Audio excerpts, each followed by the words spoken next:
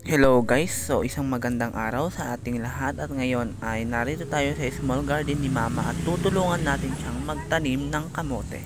At habang papalapit na nga ako sa garden ay inaayos na nga ni Mama yung kanyang itatanim na kamote. At syempre, dahil tayo ay matulungin kaya sabi ko na kay Mama na ako na ang gagawa dyan at itatanim na lang niya ang aking lilinisan.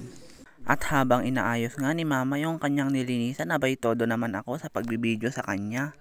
At habang binibidyohan ko nga si Mama ay sinabi niya sa akin na videohan ko daw siya habang hinahawakan niya ang kanyang itatanim na kamote. At dahil tayo ay masunuring anak, kaya sabi ko kay Mama, sige Mama, bibidyohan kita. At dito nga ay tuwang-tuwa si Mama dahil daw sa binidyohan ko siya.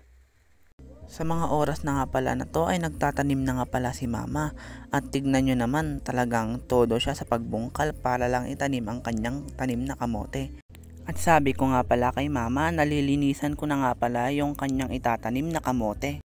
Nagset na rin ako ng video rito habang nililinisan ang kamoteng tanim ni Mama.